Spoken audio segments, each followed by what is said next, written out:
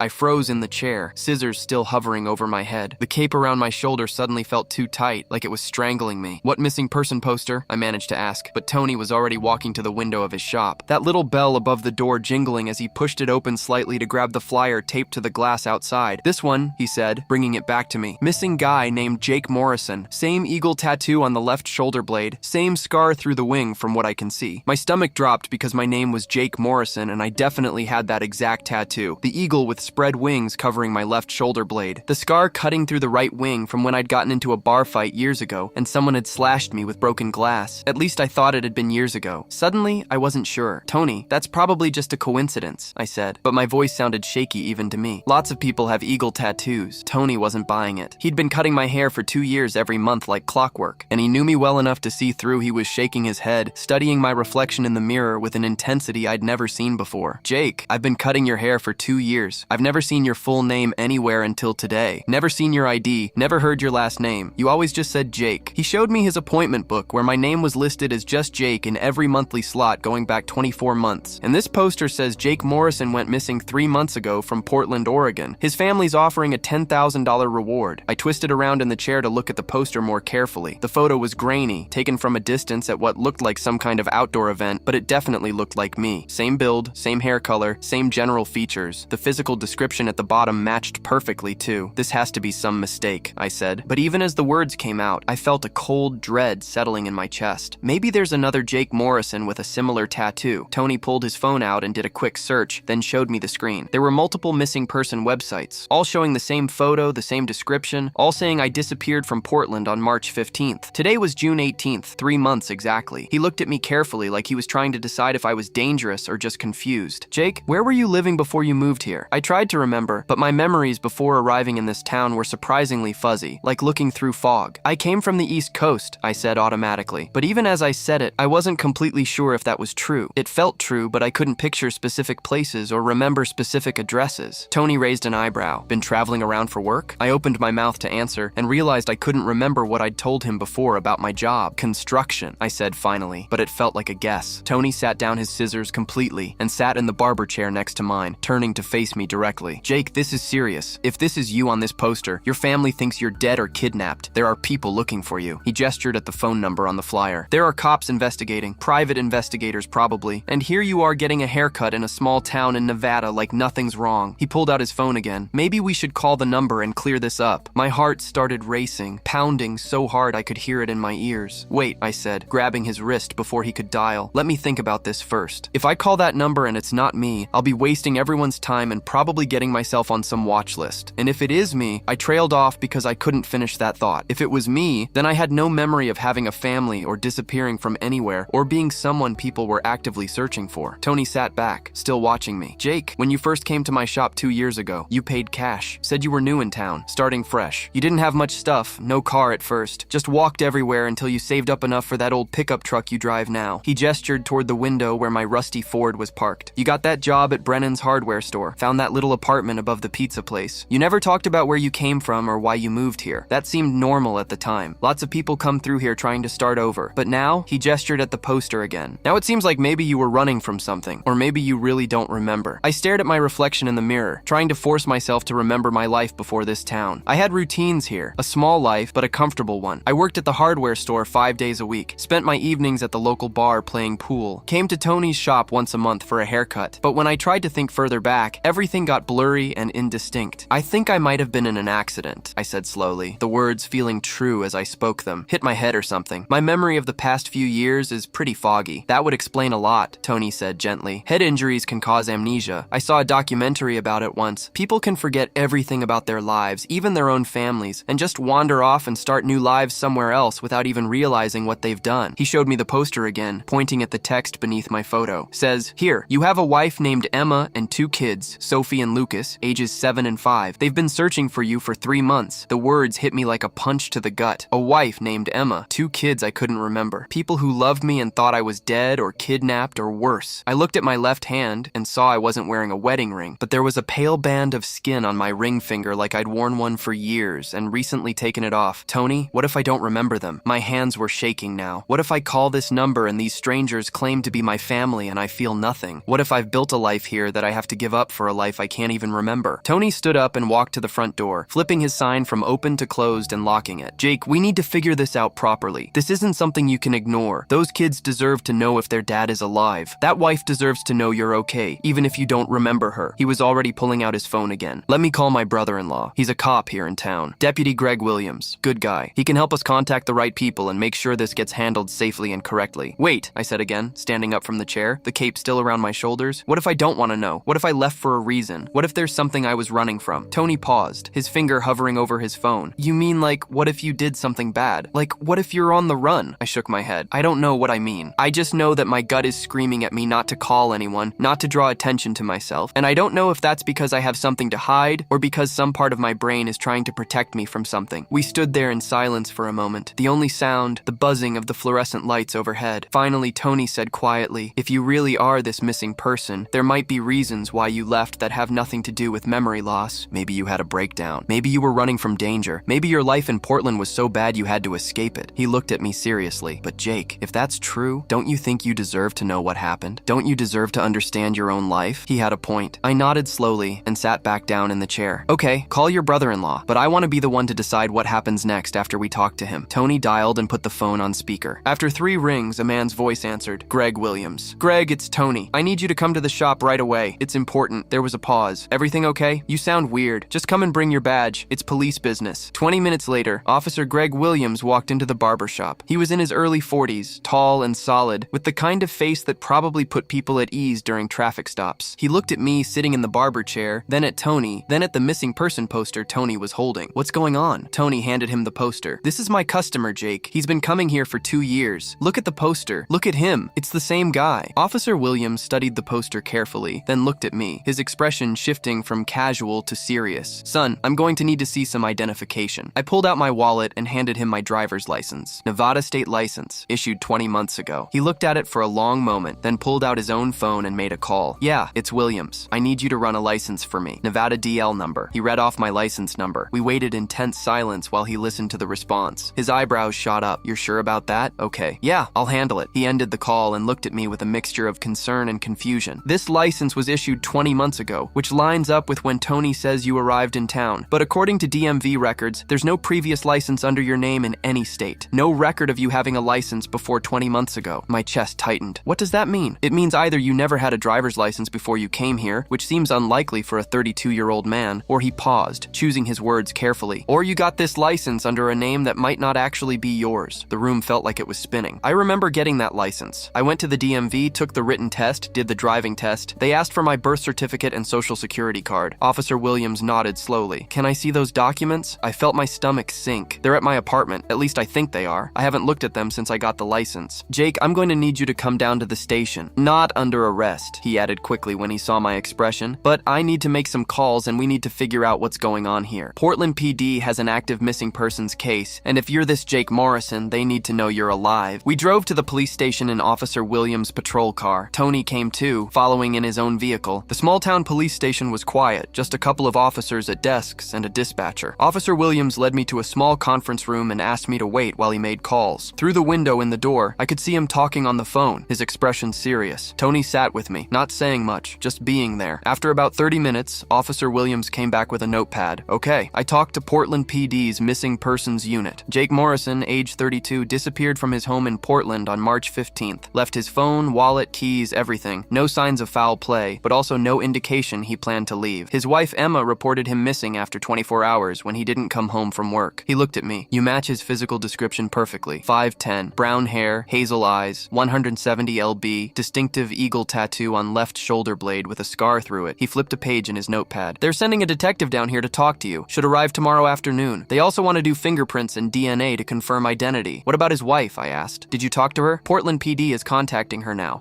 Apparently it's been rough. The kids ask about their dad every day. She's had to keep working to support them, deal with all the social media posts and missing person searches, field calls from people claiming they've seen him. He looked at me seriously. If you are Jake Morrison, she's going to want to see you. They all will. Portland PD asked if you'd be willing to do a video call tonight so she can see you before driving all the way down here. The thought of meeting a wife I couldn't remember terrified me. What if she's a stranger to me? What if I look at her and feel nothing? What if I don't recognize my own kids? Tony spoke up. Then you'll figure it out together. But Jake, if you really have a family that's been grieving for you you for 3 months, they deserve to know you're alive. Even if your memory's gone, that's better than thinking you're dead. Officer Williams pulled out his laptop and set it up on the conference table. Portland PD wants to do this through a secure video call. Detective Hansen will be present along with Emma Morrison. They're ready whenever you are. I sat down at the table, my hands shaking. Okay, let's do it. The video call connected, and suddenly I was looking at a woman on the screen. She was maybe 30 with long brown hair pulled back in a ponytail, wearing a plain t-shirt. Her face was drawn and exhausted with dark circles under her eyes. Behind her, I could see what looked like a kitchen and a man in a suit who must have been the detective. The woman, Emma, stared at the screen with her hand over her mouth. She wasn't crying, just staring like she couldn't believe what she was seeing. Jake? Her voice came through the laptop speakers, shaky and uncertain. Is that really you? I didn't know what to say. She looked like a stranger to me. A nice stranger. Someone I might have helped carry groceries or held a door for, but not someone I loved. Not someone I'd build a life with. I don't know, I said honestly. I look like him apparently, but I don't remember you. I don't remember Portland. I don't remember anything before about 2 years ago. Emma let out a sound that was half laugh, half sob. Oh my God, you're alive. I can't. I've been looking for you for 3 months. The police said you probably weren't coming back. They said after this long, the chances were she couldn't finish. The detective leaned into frame. Mr. Morrison, I'm Detective Paul Hansen with Portland PD. Can you tell us what you remember about the last 2 years? I explained everything as clearly as I could. Waking up in a hospital in Reno with no memory of how I got there. Being told I'd been found unconscious near the highway with no ID. Spending 3 days in the hospital before being discharged with just the clothes they'd given me and a voucher for a homeless shelter. Working odd jobs for cash until I saved enough for an apartment. Getting my documents somehow, though the memory of that was fuzzy. Building a simple life in this small Nevada town. Detective Hansen took notes the entire time. And you never tried to figure out who you were before? Never went to police. I went to a clinic once about the memory loss. They said I'd probably been in an accident, maybe hit my head. They did a scan, but didn't find anything alarming. Said my memories might come back on their own, or they might not. Told me to see a neurologist if I could afford it, but I couldn't, so I just moved on. Emma was crying now, tears streaming down her face. Jake, it's me. It's Emma. We've been married for 8 years. We have 2 kids. Sophie just lost her first tooth, and Lucas learned to ride his bike without training wheels. They ask about you every single day. I looked at her face on the screen, trying to feel something, trying to force some kind of recognition or emotional connection, but there was nothing. She was a stranger telling me about a life I couldn't remember. I'm sorry, I said quietly. I don't remember any of that. Detective Hansen leaned forward again. Mr. Morrison, we'd like you to come back to Portland so we can do a proper investigation. Figure out what happened, why you ended up in Nevada, whether there was foul play involved. We need medical examinations, psychiatric evaluations, the works. What if I don't want to come back? The question came out before I could stop it. Emma's face crumpled. What do you mean you don't want to come back? Jake, you have a family. You have a life here, a house, a job you were good at, friends, people who care about you. I have a life in Nevada too, I said. Maybe not as big or important, but it's mine. It's the only life I can actually remember. Officer Williams spoke up from beside me. Jake, you need medical help. Real help. Not just a free clinic that does a basic scan. Whatever happened to you, whether it was an accident or something else, you need specialists to figure it out. Detective Hansen added, we've already contacted a neurologist at Oregon Health and Science University, Dr. Patricia Kwan. She's one of the best in the country for traumatic amnesia cases. She's willing to see you immediately if you come back. I sat there torn between 2 impossible choices. Stay in Nevada with the simple life I understood, or go back to Portland to a family and a life I couldn't remember. Before I could answer, Emma spoke again, her voice breaking. Jake, please. The kids need you. I need you. Even if you don't remember us right now, we can help you remember. We can show you photos and videos. We can take you to places you loved. Please don't just abandon us again. The word again hit me hard. From her perspective, I'd already abandoned them once. Leaving again, even without meaning to, would be a second abandonment. Okay, I said finally. I'll come back, but I need some time to settle things here first. My job, my apartment, my stuff. Detective Hansen nodded. We understand. How much time do you need? A week. Let me give notice at work. Pack up my things. Figure out logistics. That's reasonable. I'll make arrangements for your travel. The department will cover your flight back to Portland. The video call ended with Emma saying she'd see me in a week. Her face a mixture of hope and fear. Officer Williams closed the laptop and looked at me. You're doing the right thing, Jake, even if it's scary. I wasn't sure he was right, but it was done now. I spent the next week in a strange liminal space, preparing to leave the life I knew for one I didn't. I gave notice at Brennan's hardware store, and my boss Bill took it surprisingly well. Always knew you were passing through, he said. Most people are in a town this size. You need a reference letter for wherever you're going next. I explained about the amnesia, about being a missing person, about going back to a family I couldn't remember. Bill just nodded like it made perfect sense. Explains why you never talked about your past. Thought maybe you were in witness protection or something. He laughed, but there was kindness in it. You're a good worker, Jake, or whoever you are. That family of yours is lucky to get you back. I packed up my apartment above the pizza place. I didn't have much, just some clothes, a few books, books, kitchen supplies. Everything fit into 3 boxes and a duffel bag. 2 years of life condensed into almost nothing. The night before my flight, I went to the local bar one last time. The regulars I'd played pool with every week bought me rounds and wished me luck. Nobody seemed particularly surprised that I was leaving, or that I'd been living under mysterious circumstances. Small towns are weird that way, accepting of people's quirks and secrets. Tony came by my apartment the morning of my flight to drive me to the airport in Reno. We didn't talk much during the 2-hour drive. What was there to say? I was leaving the only life I could remember to go live with strangers who claimed to be my family. At the airport, Tony pulled my bag out of his trunk and gave me a firm handshake that turned into a hug. You call me if you need anything. Anything at all. I don't care what time it is or what's going on. I promised I would, though we both knew I probably wouldn't. The flight to Portland felt surreal. I'd never been on a plane before, at least not that I remembered. The cramped seats, the recycled air, the view of clouds through the window, it all felt new and slightly frightening. Detective Hansen met me at Portland International Airport. He was exactly what you'd picture a detective to look like. Mid-40s with graying hair, tired eyes, and a cheap suit. Mr. Morrison, I'm Paul Hansen. Welcome back to Portland, though I imagine it doesn't feel much like coming home. More like visiting a foreign country, I admitted. He drove me through the city, pointing out landmarks that meant nothing to me. That's where you worked. Morrison Construction Company. Your dad started it. You took it over 8 years ago. That's the grocery store Emma shops at. That's the elementary school Sophie and Lucas go to. None of it triggered any memories. It was just a city like any other city. Rain-slicked streets and coffee shops and people going about their lives. We pulled up to a house in a quiet suburban neighborhood. 2-story, pale blue with white trim, neat lawn, kids' bikes in the driveway. This is your house, Detective Hansen said. Emma's waiting inside with the kids. They're nervous, so try to be patient with them. I walked up the front path feeling like an imposter. This was someone else's house, someone else's life. But before I could knock, the door opened and Emma was there. She looked different in person than on the video call. Smaller, more real. And behind her were 2 kids peeking around her legs. A girl with brown pigtails and a gap in her front teeth, and a smaller boy with messy hair and a Batman shirt. They stared at me with wide eyes, uncertain. Hi, I said, which felt inadequate. Emma stepped forward and hugged me before I could react. She was crying again, clutching me like I might disappear if she let go. You're really here. You're really alive. The kids didn't move, just kept staring. I gently extracted myself from Emma's hug and knelt down to their level. Hi, Sophie. Hi, Lucas. I'm Jake. You're our dad, Sophie said. Not quite a question. Apparently I am, though I'm having some trouble remembering things right now. Lucas took a step forward, studying my face. Do you remember teaching me to ride my bike? I don't, but I'd love to hear about it. That seemed to satisfy him for the moment. We went inside the house that was supposedly mine, and I tried to take it all in without seeming like a stranger examining someone else's life. Photos on the walls of this family I was apparently part of. Living room furniture I'd supposedly picked out. A kitchen where I'd apparently cooked meals. Emma made coffee while the kids went to play in their room, still unsure how to act around me. I didn't change anything. Emma said, pouring coffee into mugs. After you disappeared, people told me I should pack up your things, move on, but I couldn't. I kept thinking you'd come back and want everything to be the same. She handed me a mug with "World's Best Dad" printed on it. The irony wasn't lost on either of us. Emma, I need you to understand something. I'm trying. I really am. But right now, you're a stranger to me. This house is a stranger's house. Those kids are strangers' kids. I don't feel like a husband or a father because I don't remember being those things. She nodded, tears in her eyes again. Detective Hansen warned me you might feel that way. Dr. Kwan said it's normal with this type of amnesia. When do I see this, Dr. Kwan? Tomorrow morning. She cleared her schedule for you. That night, Emma showed me to what was apparently our bedroom. I can sleep in the guest room if you want, she offered. That's probably better for now, I said, trying to be gentle about it. She nodded, disappointed, but understanding. I lay in a stranger's bed that night, looking at the ceiling of a stranger's room, listening to the sounds of a stranger's house. Somewhere down the hall, those kids were sleeping, kids who thought I was their father. The weight of it pressed down on my chest, making it hard to breathe. The next morning, Emma drove me to the hospital for my appointment with Dr. Kwan. The neurologist was younger than I expected, maybe 40, with short black hair and an efficient manner. She spent 3 hours examining me. Physical tests, cognitive tests, memory tests. She showed me photos from my supposed past and asked if I recognized anything. I didn't. She asked about dreams, about déjà vu, about any flickers of memory. There was nothing. Finally, she sat back and looked at me seriously. Jake, I'm going to be straight with you. What you're experiencing is called retrograde amnesia. It's rare to lose this much memory without corresponding brain damage, which we're not seeing on your scans. So what does that mean? It could mean the damage is too subtle for our scans to detect, or ...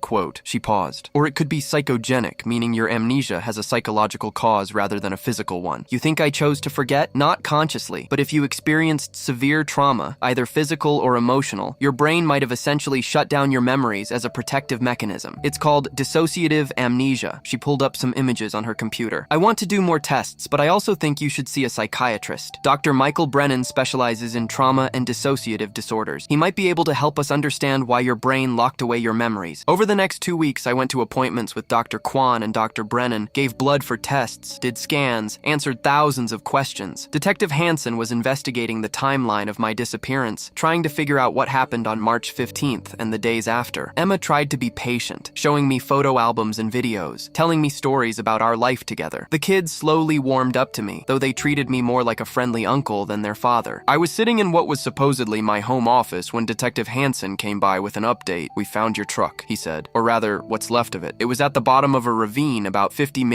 outside Portland. Looks like it went off the road during a storm. Emma, who'd been listening from the doorway, went pale. Was there anyone in it? No, nobody. No sign of Jake, but there was blood on the steering wheel and dashboard. Not a lot, but enough to suggest he was injured. "So I crashed my truck and wandered off injured," I asked. "That would explain the memory loss." Detective Hansen nodded. "That's one theory, but here's the weird part. The crash site is in the complete opposite direction from where you should have been going. You left work at Morrison Construction at 5 p.m. on March 15th. Your house is 15 minutes west of the office. The crash site is 2 hours east." Emma stepped into the room. "Why would you have been driving east? There's nothing out that way," except she trailed off, her expression changing. "Except what?" I asked. She looked at Detective Hansen, then at me. "Except where your brother lives, where Austin lives." This was news to me. "I have a brother." Emma nodded slowly. "Austin Morrison. He's 2 years older than you. You two had a complicated relationship. You hadn't spoken to him in over a year when you disappeared." Detective Hansen pulled out his notepad. "I've been trying to get in touch with Austin, but he's not returning my calls. According to his employer, he took a leave of absence right around the time you disappeared. Left town, destination unknown." A cold feeling settled in my stomach. "You think my brother had something to do with this? I think it's suspicious that you were driving toward his house the day you disappeared, and he left town right after. I'd like to talk to him, but first I need to find him." Emma sat down heavily in the office chair. Austin always resented Jake. Their father left the company to Jake instead of splitting it between them. Austin thought he deserved half of everything. They fought about it constantly. I tried to process this information about a family conflict I couldn't remember. "How much is the company worth?" "About $3 million, Emma said quietly. "Your dad built it from nothing. When he died 5 years ago, he left it all to you because Austin had drug problems and Dad didn't trust him with it. But Austin got clean 2 years ago and thought Jake should give him half. Jake refused." Detective Hansen closed his notepad. "I'm going to keep looking for Austin. In the meantime, Jake, I need you to think hard about March 15th. Is there anything, any tiny fragment of memory from that day?" I closed my eyes and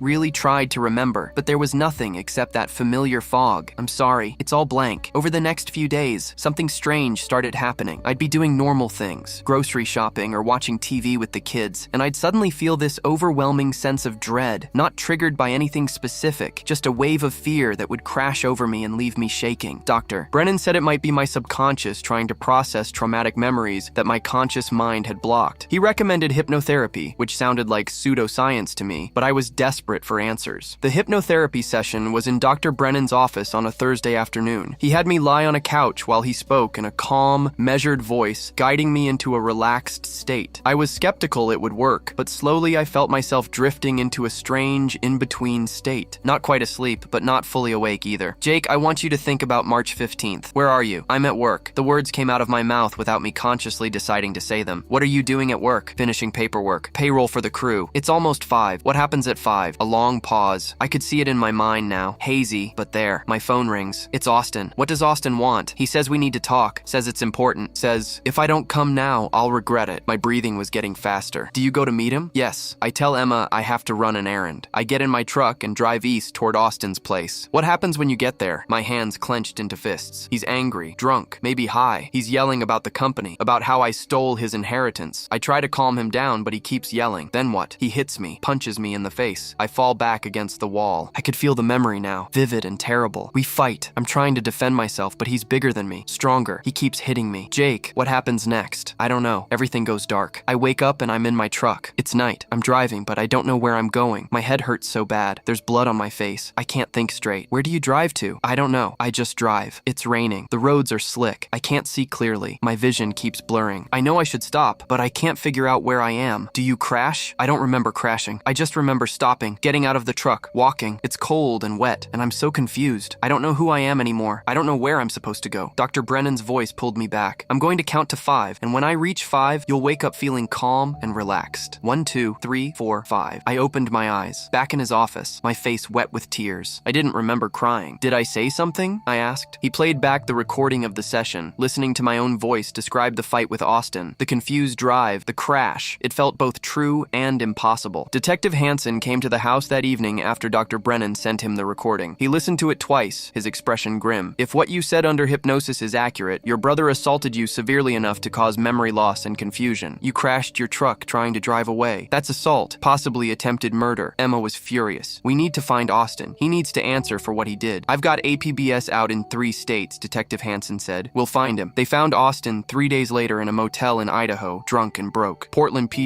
brought him back in handcuffs. I watched through the one-way glass as Detective Hansen interrogated him. Austin looked like an older, rougher version of me. Same basic features, but worn down by hard living. "Why'd you do it, Austin?" Detective Hansen asked. "Why'd you beat up your brother and leave him to die?" Austin laughed bitterly. "He wasn't supposed to disappear. I just wanted to rough him up a little, make him understand he needed to share the company, but he fell and hit his head on the corner of my coffee table hard. I thought I'd killed him. So what did you do?" I panicked, dragged him out to his truck, figured I'd drive him to a hospital and make up some story. But when I was putting him in the driver's seat, he came too, started fighting me, confused and aggressive. So I just left, got in my car, and drove away. Figured he'd drive himself to a hospital once he calmed down. Instead, he crashed and wandered off with severe head trauma. Austin put his head in his hands. I didn't know that would happen. I've been living with the guilt for 3 months, thinking I killed him. When I heard he was alive, I didn't know whether to be relieved or terrified. Detective Hansen stood up. "Austin Morrison, you're under arrest for assault and reckless endangerment. You have the right to remain silent." I watched them take him away. This brother I didn't remember who'd nearly killed me over money and resentment. The mystery was solved, but I didn't feel any better. That night, Emma and I sat on the couch after the kids went to bed. She'd opened a bottle of wine, something she said we used to do every Friday night. "Do you think your memories will come back now that we know what happened?" she asked. "Dr. Brennan says maybe. Sometimes when people understand the source of their trauma, the memories can start to return, but there's no guarantee." She sipped her wine. "And if they don't, what then?" I looked at her. This woman who was technically my wife, but felt like someone I just met. "I don't know. I'm trying, Emma. I really am. But I can't force myself to remember a life I don't have any connection to. I know, and I appreciate that you're trying." She set down her wine glass. "The kids asked me if you're going to leave again. They're scared you'll disappear. I'm not going anywhere. Even if I don't remember being their father, I can learn to be one now. It'll just be different than before." Emma nodded, tears in her eyes. "Different is okay. Different is better than gone." Over the following months, I slowly built a new relationship with this family that was supposedly mine. Sophie taught me about her favorite books. Lucas showed me how to play his video games. Emma and I went to Coos therapy to figure out how to be married when one person couldn't remember the marriage. I went back to work at Morrison Construction, though the employees treated me like a stranger who happened to look like their old boss. Some memories started to come back in fragments. A flash of teaching Sophie to ride her bike. A brief image of Emma and me at our wedding. Lucas's first words, but they were scattered and unreliable, like pieces of someone else's life. Dr. Kwan said this was progress, that my brain was slowly allowing me access to blocked memories. Dr. Brennan said it would take time and patience. 6 months after I returned to Portland, Austin was sentenced to 3 years in prison for assault. Emma and I attended the hearing. When he looked at me from the defense table, he mouthed, "I'm sorry." I nodded. I didn't remember him as my brother, but I understood that his actions, born from jealousy and addiction, had destroyed both our lives. Life settled into a new normal. I was Jake Morrison, husband to Emma, father to Sophie and Lucas, owner of Morrison Construction.